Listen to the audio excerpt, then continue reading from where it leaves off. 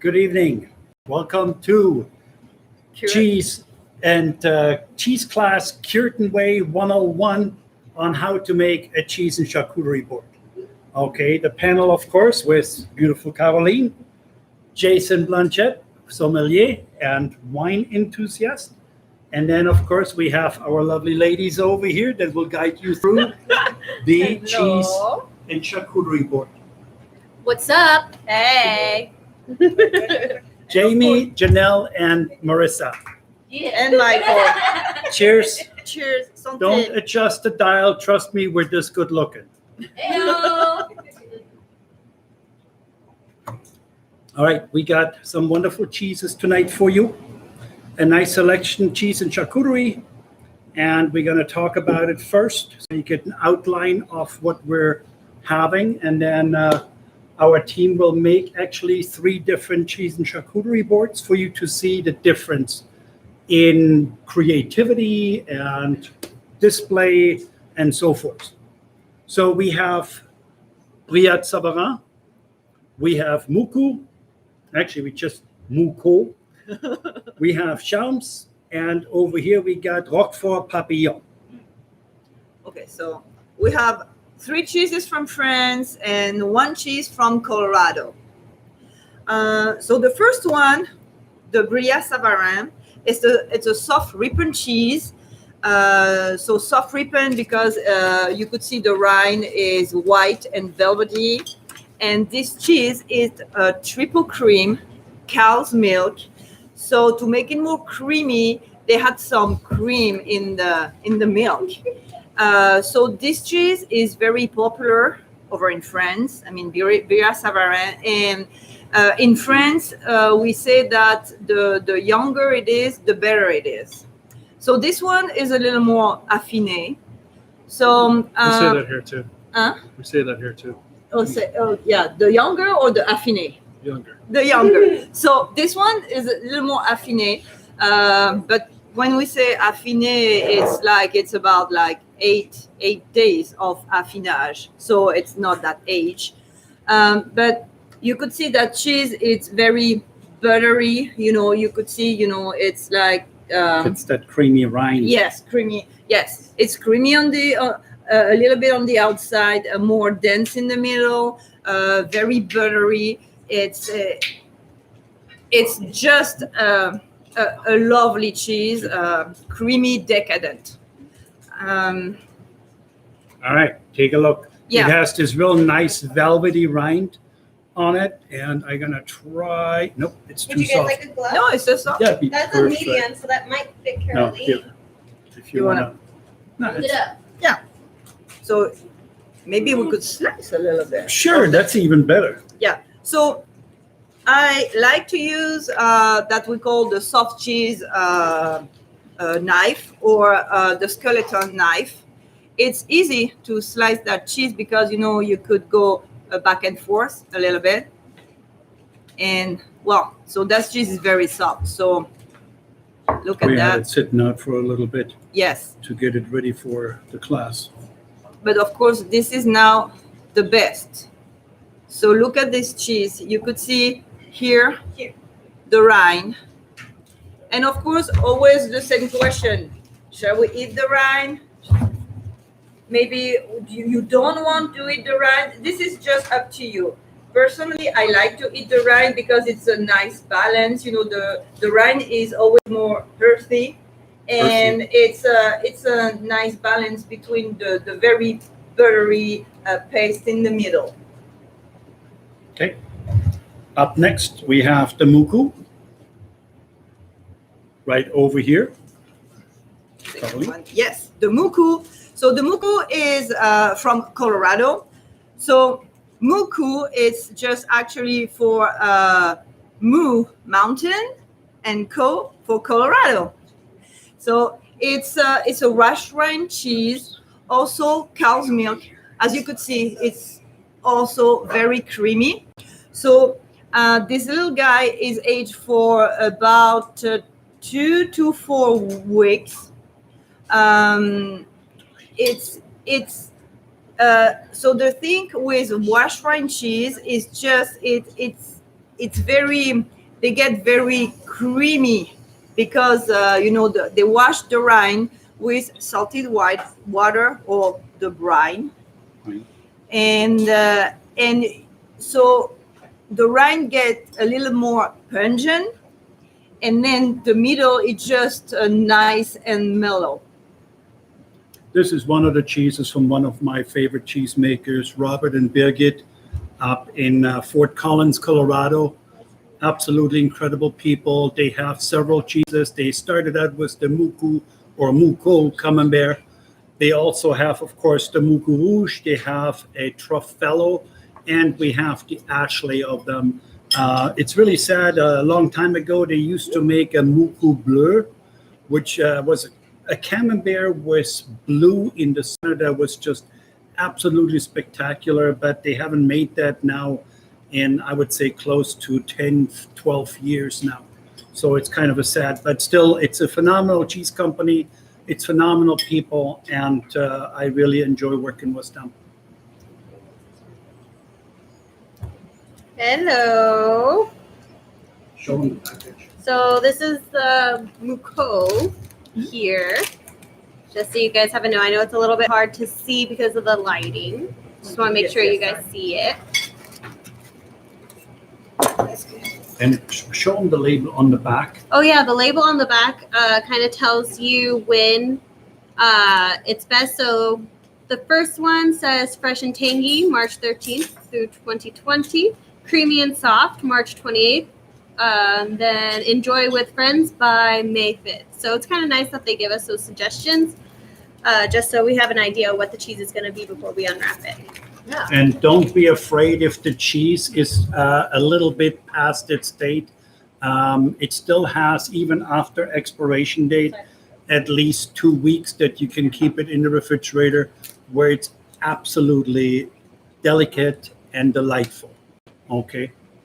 So, sorry. I personally like all my cheeses, almost, at their, best by date, because, and especially with the Muku, as you can see, when you reach the best by date, it's very creamy. And for me, that's the best. I like my cheese very running. So, I don't know about that's you. what we normally say in Europe anyway. You normally eat the cheeses when it starts to run away. Okay, so that's how we like them on the board. Yeah. Next cheese, the So Champs. The next cheese, so this is actually chaume, and that means stumble, because the rind is has the same color of the stumble, and the inside it's nice, and kind of yellowish, white yellowish. This is also a cow's milk and also a wash rind. So I just wanted, to share with you, how do you think about one cheese from United States and one other cheese from France, both wash rind. So of course, this one, the chaume, is aged about 7 to 8 weeks. It's exactly the same process. So they wash the rind with salted water or brine. And it's pretty much like another cheese we have in France, like the Munster. But this one is more mild. And this one is actually made, not far away from Bordeaux. So maybe you could try, to pair it with Bordeaux wine. Because in France, we always say, we always say, if they grow together, they pair together. Yeah. So It's a typical tapestry style cheese. yes, So yeah, you you're wanna, right. Yeah. You want to explain maybe? Go ahead. The relationship between these two cheeses kind of translates to the wine world in the sense that, there's a difference between the new world. And the old world's a little more rustic and sometimes a little more complex, and new world and so forth. And I feel these two cheeses, even though they're both wash rinds, are similar in that sense, in that the, Muku is a little fruitier. It's a little bit more richer. It's a little more decadent. It has, a a little more to give, and the shum is more complex. Much more, yes, it's almost. I would compare it almost to a chimay style cheese. Okay, but yeah, it's a typical tapestry style cheese, and right now perfect in age. Yes, perfect in age. And like I said, a little milder than the Munster, which is also a Trappist cheese. Historically in France, we have cheeses made by the monks, and they were, they were very dedicated to make cheeses, and we learn a lot from them. They always make those cheeses, and they wash the cheeses. Like at least once a day they turn the cheese, and they were taking care of that, and we still have those cheeses. Historically from them. In France, everything especially in cheese, it with history. Yes. Yeah. Do you want to add something with the cheese? No, absolutely. It's definitely flavor profile wise, not quite as creamy, but still has this absolutely decadent flavor. Yeah. Okay. But of course, it's got to go with the. So this one is a big cheese, about that big. 7 pounds. Yeah.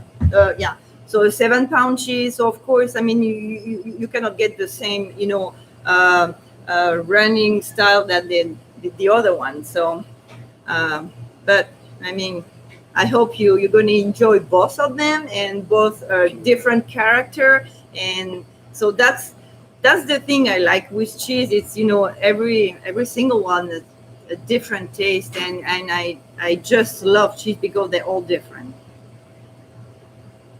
Look how beautiful it is. Here we go. Go. This is my cheese. You can have your board back. And so what we're going to show you really quick is how we prefer to cut cheeses. We're going to show you all 3 different ways on each one of the cheeses that they've just explained to you. So Caroline had mentioned a skeleton knife. So your soft cheeses you want to cut with a skeleton knife. If you don't have one at home, we do sell them here in store. But also, if you don't have it at home, I believe we could use a serrated Serrated knife, Yeah. paring knife. Yeah. Yes, a paring knife. So go ahead, Janelle. So all I did so far is just cut it in half. Then we're gonna cut it in half again. It's gonna make roughly maybe 16 little slices. Ooh, I'm nervous.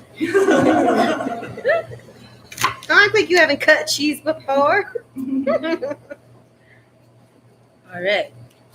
So something like that. Little individual slices for everyone. And because our boards are smaller, you probably, it all depends on what you want to do. I wouldn't put all of it on there because we're going to have a lot of cheese to put on these little platters here. But you can place it however you like. You don't even have to cut it if you don't want to. Yeah. Not just put a knife on the side and then just cut as you go. It Branch all it out. depends.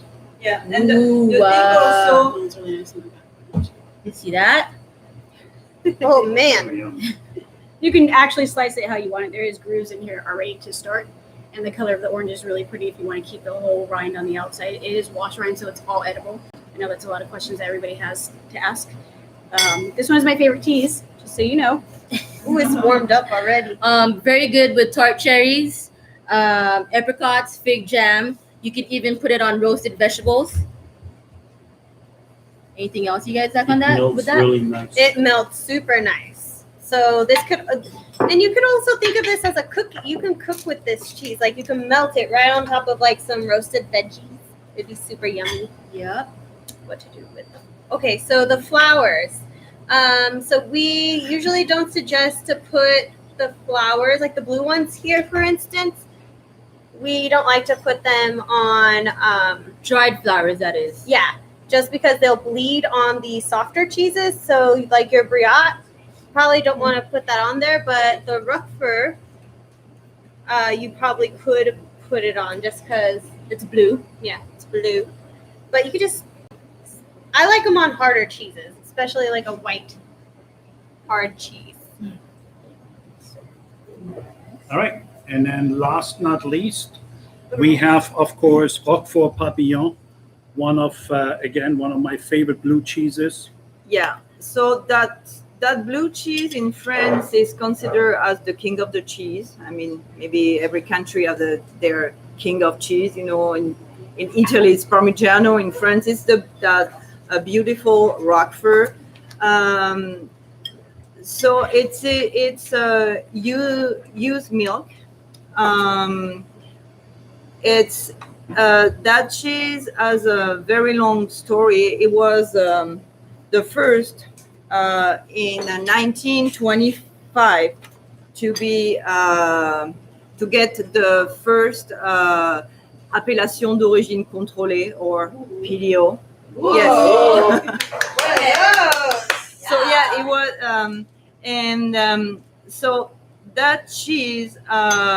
So the story behind the cheese is like that. A little shepherd was in love with a little shepherdess, and to go with her, he totally forgot he's got cheese curd, cheese curds in a bag with some rye bread, and he forget that in the cave in the Combalou where he was resting. And a few days after that, he went back, and he was so hungry, and he found the cheese, but the cheese was all green. But he was a shepherd, and he was hungry, not much money. He tried anyway, and he thought that was amazing. So that's the story behind Roquefort. So the Roquefort, it's from the town. Sorry, the Roquefort is making the town of Roquefort-sur-Soulçon in France, and this is a little teeny town, and there's only 7 cheese makers in the town of Roquefort who are making the cheese for all over the world. Only 7 of them. So the nice thing with Papillon, they're very traditional in the way they make their blue cheese, because the Penicillium roqueforti, which is the blue mold they use on that cheese, is made with the rye bread, and they have their own oven over there. Bakery. Yeah, on bakery and on oven. And for 3 days in September, they're baking the bread for all the production of the cheese for the next year. So with that, they're making their own Penicillium Roqueforti right there with this bread, letting it ferment the old way, letting it get moldy, and then they're adding that to the cheese. So that's very, that's the traditional way to make that beautiful blue cheese and that beautiful blue mold. Yes. Jason, you want to talk about the wines? Sure, absolutely. I'm going to start with opening a bottle of bubbles. Sure. Oh, yeah. Cheers. Not everybody does know. It's very easy. Once you get comfortable with it, there's several ways you can do it. There's no wrong way or right way, but you definitely don't want to be pointing it at people, especially when you release the cage. But this is JP Chenet. Everybody got the rosé dry with the package. Some that added on. Got a Chablis and a Bourgogne. We'll talk about those in a few short moments. But most bubbles will come with some sort of a release package. You can surely use this. It's very easy to go. But if you're actually presenting to somebody, you want to cut the foil off from the bottom, from the back. And then you'll easily release all that foil. You don't have to worry about anything. It's just more for packaging than anything else. At this point, you're putting your thumb on top of the bottle, releasing the cage, twisting. It's usually 6 twists, opening up the cage a little bit, and then you want to slowly release and turn the bottle. You don't want to pop the cork. It wants to be just a little fizz. Yoo-hoo! You know, Nice. technically, you know, if you're in a restaurant, you're standing up, you can present the cork and so forth. Get rid of the foils, get rid of the cage, you know, show the bottle, and then slightly pour. But this is a unique bottle for those of you that are holding it. It's called the Josephine bottle. It was created in 1984. It was pretty unique for that time period. They actually had to create their whole production line. Does have a little divot, you know, generous curve, kind of figured after a woman's body. And it gave them some uniqueness. And their name was J.P. Chanel, I should say. And Chanel paid them quite a bit of money to change their name to Chenet. During this time period, there was a lot. So that in 1984, they only had 2 varietals, and they've got upwards of 10 or 12 different styles of wine that they've been able to produce nowadays, and really put themselves in the forefront of making great provincial wines that go phenomenal with food all around the world and value. I mean, for the price of bubbles, this is pretty special. They do use a Charmat method, which is the introduction of the gas or the carbon dioxide by tank instead of using it in the traditional champagne Méthode style. So they're putting in big stainless steel tanks, pumping in the carbon dioxide. That's where you get your bubbles. But to do it the way that they've done it is pretty special, considering the value that they have. I think this transcends to all the cheeses. You can pretty much go in many different directions. You're all going to get your own flavors, your own tastes, your own thoughts and styles. But what it does bring, it's just a light, creamy, delicious wine that has just this effervescence. It's wild strawberries and raspberries and pomegranate, cranberries and red currants that are just real pretty. It's got some violets and peonies, that go with and match with all these cheeses. When we're talking about Moyard's another great traditional winemaker. They're really known for value. We have a Chablis and we have the Bourgogne.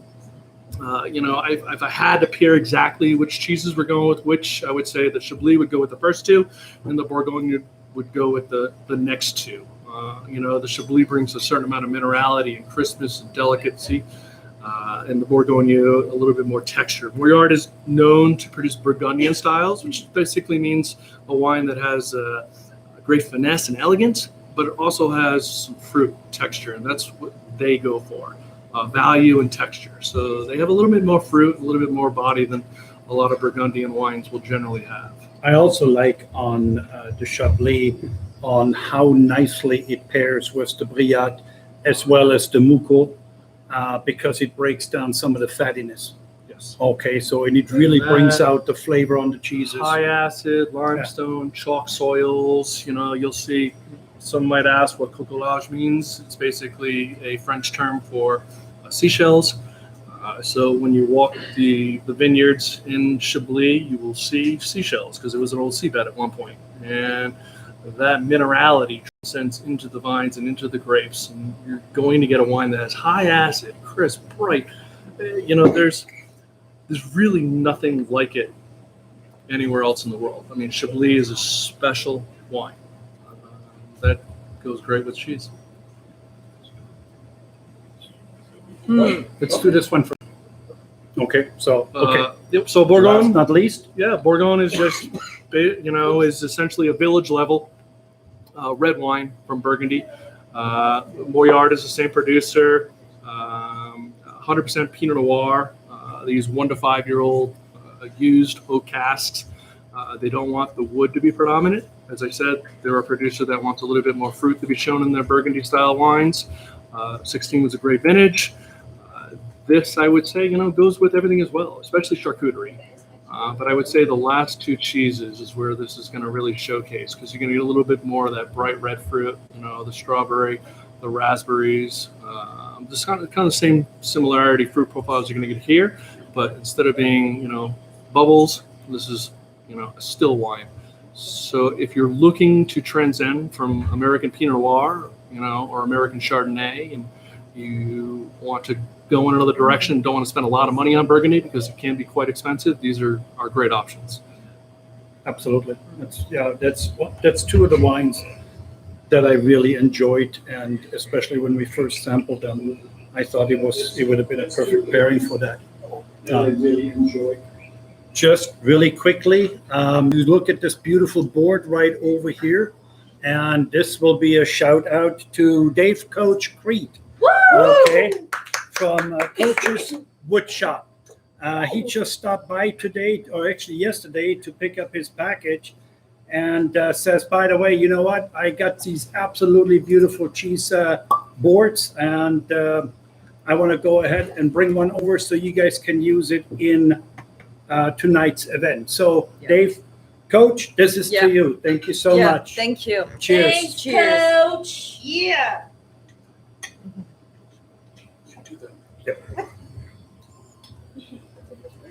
We also have. Oh, hey.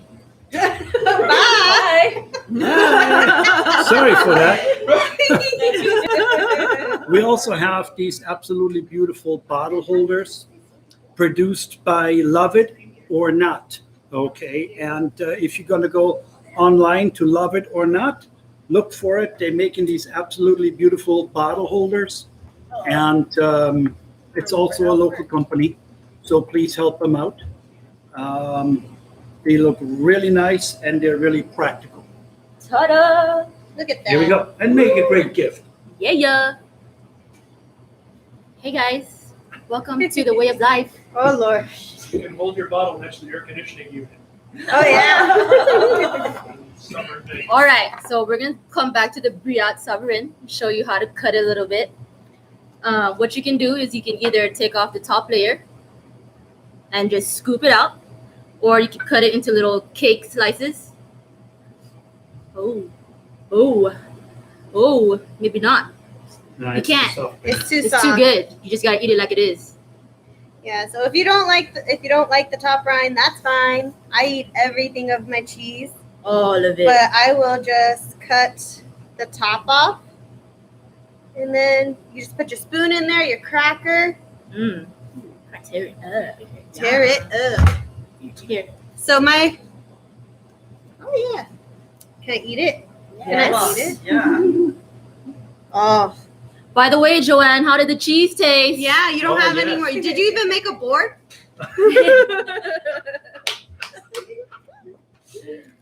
Don't forget to finish with wine. Yeah, finish with the wine. Tell them how it tastes. All together? Oh, all together. All of you, yeah. What do you Wait. taste with the bubbles? Give some examples of some fruit. Oh, I taste butter. Very buttery. What do you feel? What is your sensation in your mouth? Creamy. Great. Buttery. Pairings. So this is really good with fresh fruit, like grapes, strawberries, pears, tart cherries, figs. Pretty this much wine. anything it's really good with. It's a very creamy consistency. I feel like it makes the wine sweeter when I eat it with this cheese. Definitely. The bubbly. It brings out the fruitiness in the wine. Mm-hmm. It does, yeah, absolutely. Brings out a little bit. Right. It does brighten it. Yes, that's a good word to use because it's exactly what I was feeling when I had it. Okay, But- so Woo! you want to go ahead and start slowly making a cheese board? Yeah, I guess you guys might be curious to how we do the meat on our boards because we haven't showed that yet. So there's. Go ahead. Hold on. What are you using right now? This is the sopressata. Mm-hmm. I'm gonna put this over A couple here. ways to roll your meat is you can just fold it in half and then just roll it like a little cone. Ta-da! You can make like little meat flowers, or you can just do a simple one in half and then in half again. Make like little salami rivers. What'd you do? I did the roll, but I know how to do. I know you know how to make a flower. Or I can make you a flower. Hold up. Okay. If you don't want to make the flour, I normally just take the salami because I get lazy. And eat it. And besides eating it, I roll it. Then you can crisscross them on top of each other. It looks really nice on a board as well. Crisscross Make our board. applesauce. It's going to eat it. She's like, I don't want to put it on a board. See? She's They're right. like, I They want to said, put and it then I in eat my it. mouth. Oh, So- you. So there is not really a right or There is no wrong right or to wrong a way, right? cheese board. It's all about creativity. I actually go on Pinterest and try and find a lot of ideas on there because there's a lot of creative people on there. You can find a lot of good ideas there. And Aw. then It doesn't look good. I think it looks beautiful. But anyhow, sorry. And then with your prosciutto pairings, white flowers. What do we do with the white flowers? Is that the question? You could put them on top of, let's say you didn't take the rind off of that brie. You could put them probably right on top and it'll be a good complement and it won't bleed through. And if it does, the braininess of that rind will still look very nice.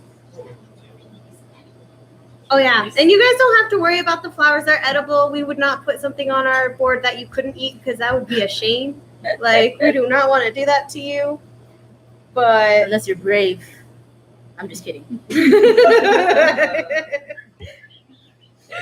But as for the prosciutto, I feel like there's no wrong or right way to do this. You want to showcase the white, the fat of it, because that's what the prosciutto is known for. It makes it look really, really pretty. What I like to do is just take it and just kind of Twisted. twist it in my hand. Or you can roll it. Use your finger. Wrap it around your finger. And then you have a little, oh, yeah. Play with your food and make it look pretty. How much can you eat in a day? Who? Oh. All of us? No, Marissa. Girl, we'll eat this whole case if we could. But all day? I don't know. How much cheese can you eat? In all honesty, we QC all day long to make sure that what we're serving you guys is quality. So every time we slice our prosciutto, we go ahead and we taste a piece. Try this. Quality Try control. this. We do quality control all day long here. And they're making fun of me because I eat it all day long. And also a nice thing to keep in mind is you want to put like your accompaniments. I believe we gave you guys golden raisins, almonds, so Olives. So you want to put whatever cheese you want to put. Like, let's say you want the brioche to be paired with the almonds. You put the almonds kind of pretty around it, just like so. Those are golden raisins. But I'll take it. Yeah. So, and then the blue. I mean the Rookford. We haven't showcased that bad boy yet. Let's see. I'll make you a flower. You're still making your flour? Yeah. A different way. Well, it's time consuming. That's why I just roll mine. Yeah. Patience. So, Ooh. What? each of our least favorite cheeses. Is there a thing like? No. I think we like all of it. I do have a least favorite cheese. It's not on this board, but it is the Epois.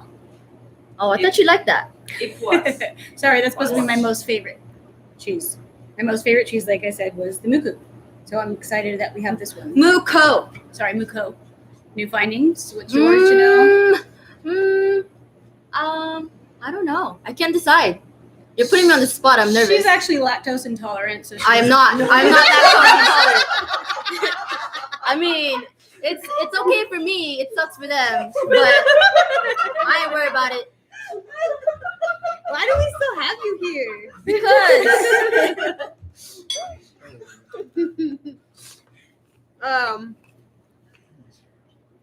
I don't know. I try to think really hard. I don't know if anybody's on my face. I was thinking. I don't think I've not stumbled upon one I do not like yet. I don't know. Putting me on spot. Can't think like that.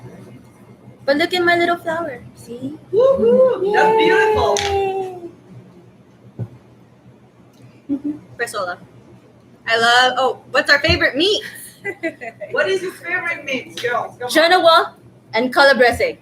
Spicy Ooh, spicy. all day. Get it. Yes, a nice calabrese. Calabrese all day, day. How are we gonna cut the rough for you guys? All right, so in regards of the meats, we used the casella tonight, right? This is The prosciutto di Parma. No, Italiano. Yeah. Okay, prosciutto Italiano. Beautiful. Okay, and we also have, of course, this really nice soppressata over here. And so we just do two meats this time, prosciutto Italiano and the calabrese. What is your favorite meat? Yeah, it's well. The one that doesn't bite back. I don't think that there is something that I don't like on charcuterie. Okay, cheese and It depends charcuterie on, for me, I think it depends on how you feel that day or Yeah, what you're looking exactly. for. Yeah. it's the same as when you listen to music. What is your favorite Yeah. music? It's how do I feel? Okay, It's very emotional. what mood am I in? Yeah. How happy am I? How hard I worked, how tired I am when I get home. Okay, and then I still go to the refrigerator and I always have some cheese, a form of the same with charcuterie, a salami or a slice of prosciutto or a calabrese. I mean, there's always something at the house. Yeah, Oh. it's a little snack who makes you just happy.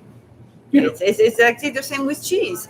It's I mean for me it's what I'm in when I'm in the mood, and that I love cheese because they're all different, and that's the thing. Well, It's the same with with wine. With wine. I feel like there's a biodynamic calendar out there that kind of gives you a couple different examples of when you should enjoy wine, whether it's a fruit day or a flower day or so forth.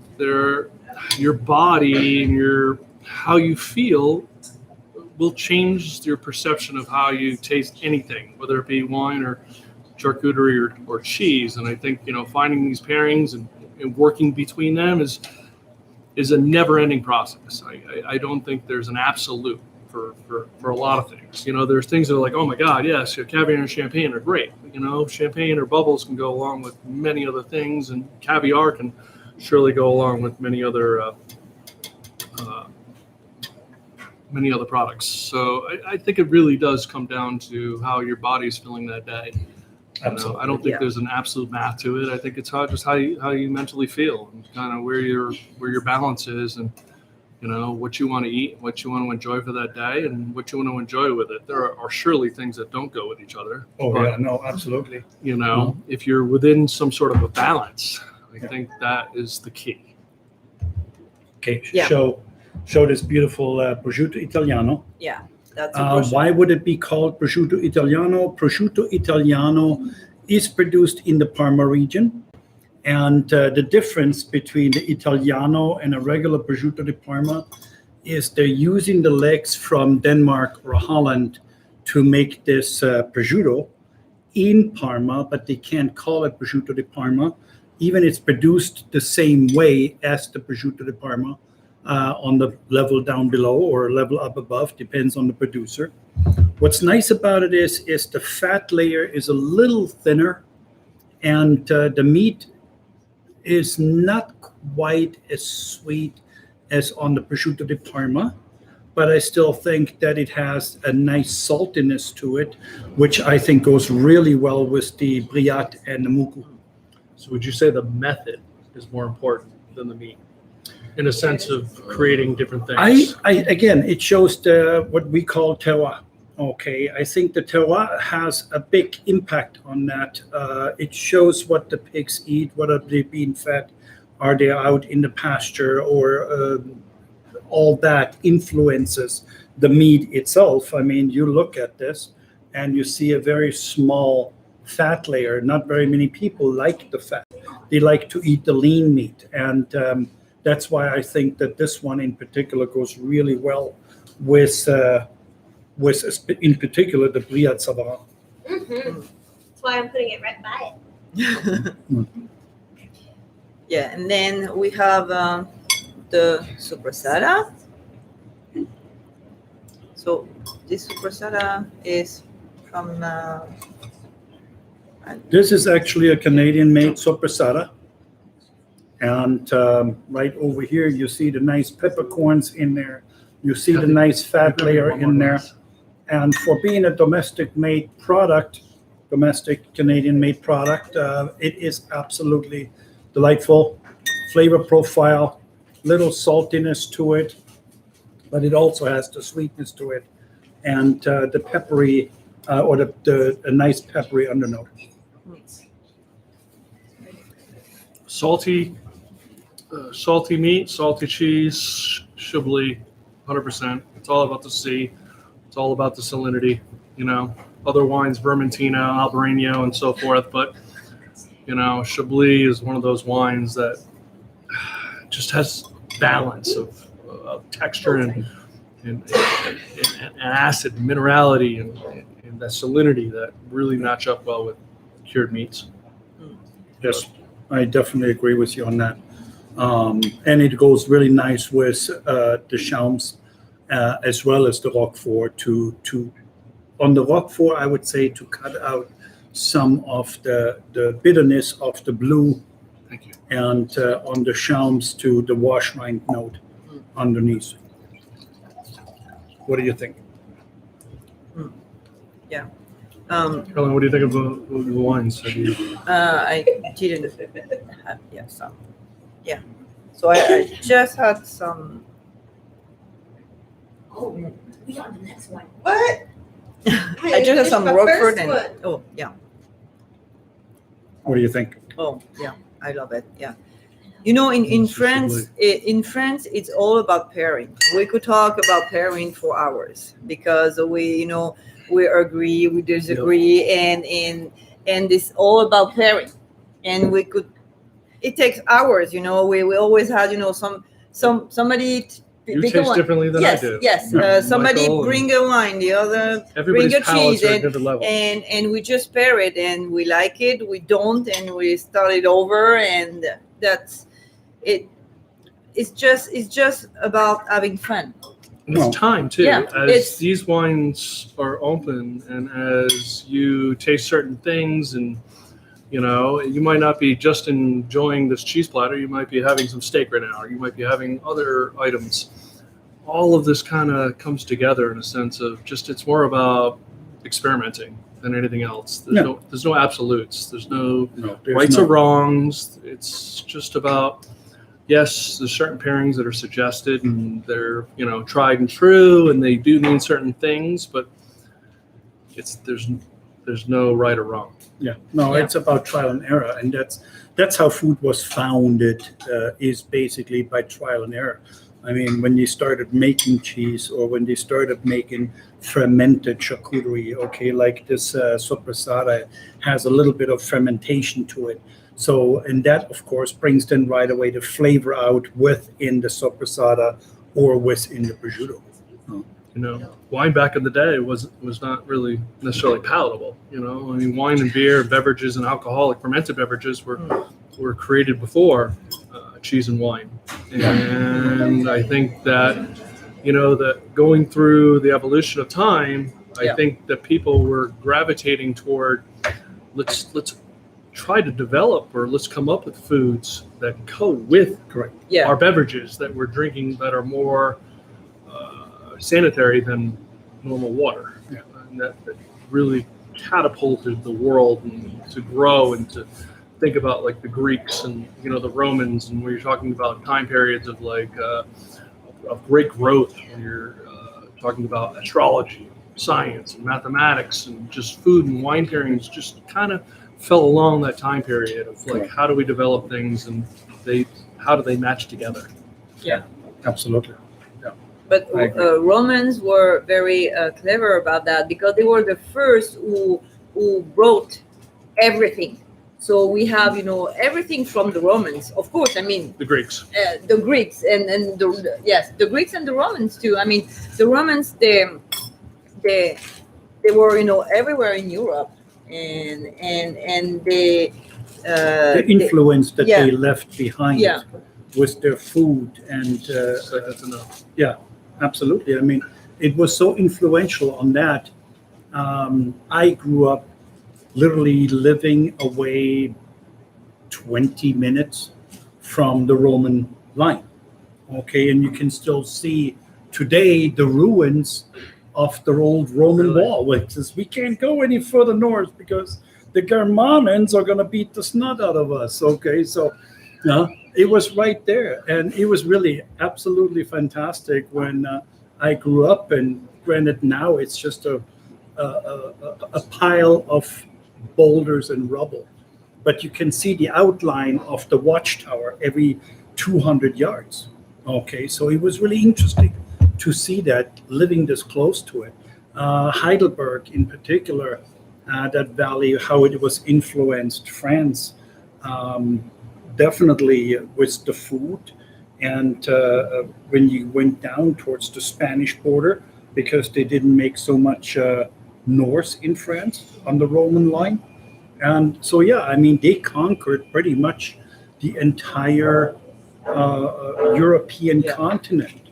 Spain, Portugal, southern part of France, Germany, Austria, Switzerland. I mean, it's remarkable when you think about that. Sure. It's kind of like the old Indian walls in America. Yes. When you're talking about, old times and, relating it to, U.S., like how you were talking about boundaries. Yes, exactly. No, it's Have you tasted this with the brioche?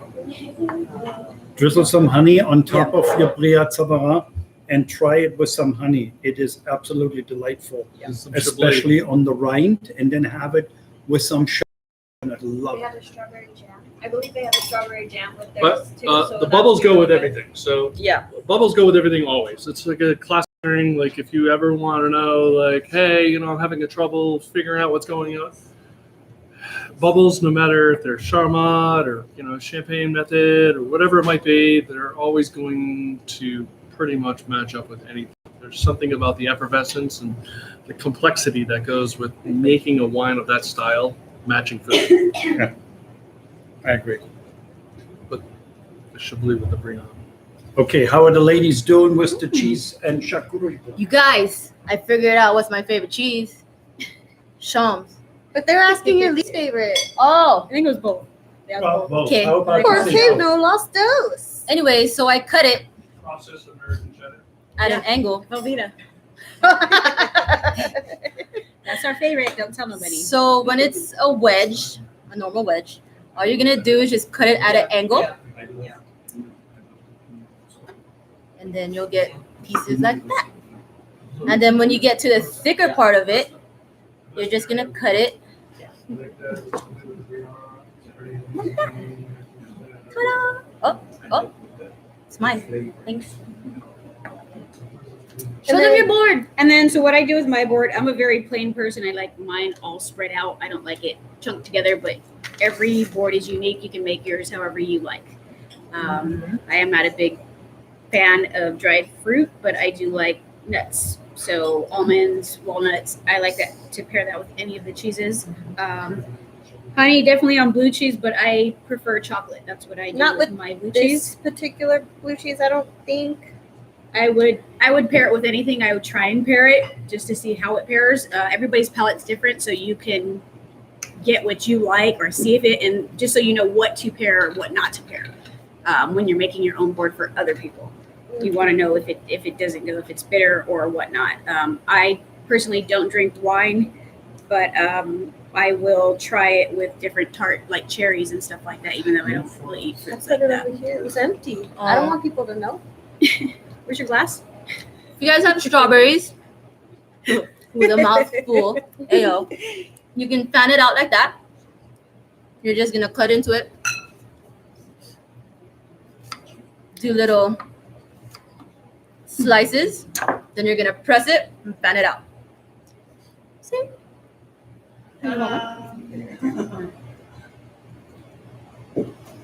With some wine. And then, as for the rougher, we did a couple different ways. I believe Janelle, you just cut it.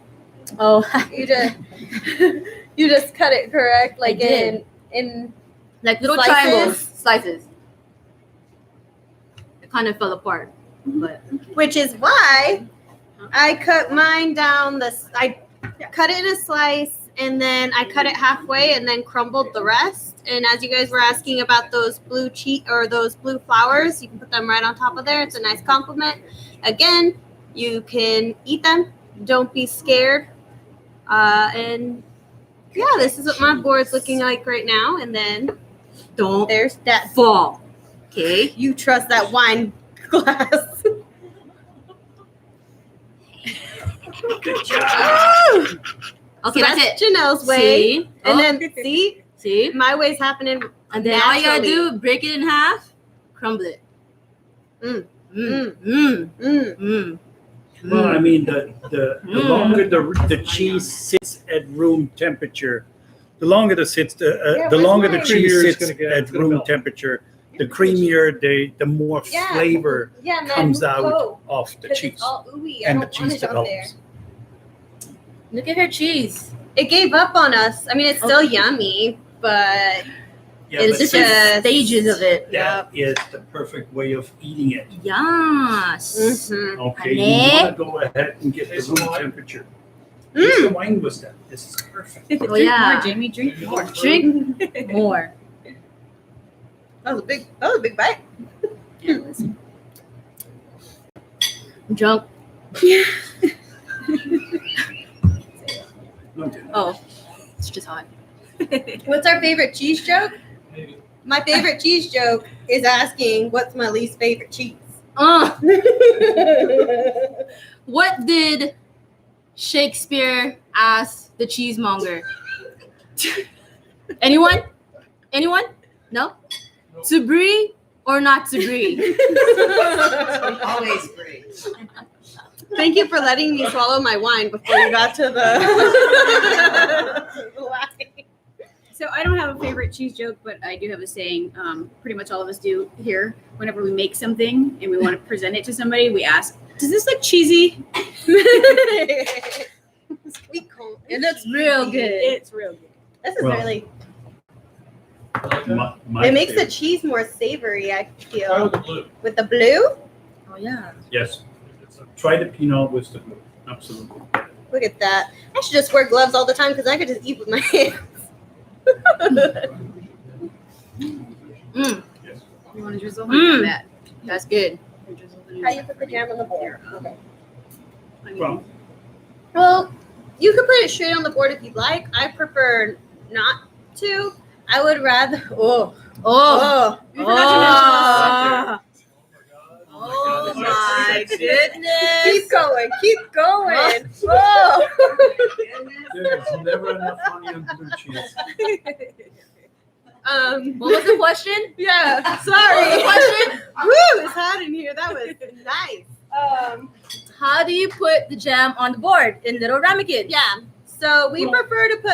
You can put it straight on the board if you'd like. You're at home, so you can definitely do that. When we do present our boards, we do like to put it in a ramekin so that we could keep it separate from the cheeses, and also so it doesn't bleed on anything. So I know you guys got a strawberry jam, if I'm not mistaken, and that color would bleed on, let's say, a white cheese. Oh man, I can't stop thinking about this honey. Or what is this? We have honeycombs. Ooh, so the honeycombs, that would look really pretty. Just broken up on top of the brioche, I feel. So this Yeah. this type of honey you can put directly on the board. It won't run as much as obviously regular honey like this, but we use this kind in ramekins just so it doesn't run. Well, you can also go ahead with a jam like some chefs take a sauce and they just spread it out Oh yeah. on a Oh, cheese board. fancy. So you can make it really nice and fancy. You take the raspberry jam and you just spread it out like so. Okay, and then put the fruit right on top of it or the cheese. Yes, chef. Yes, I like that. What's that? Oh, wow. So Raffle time. I work for Bill Foley, the Golden Knights. Unfortunately, I'm still employed. I can't thank him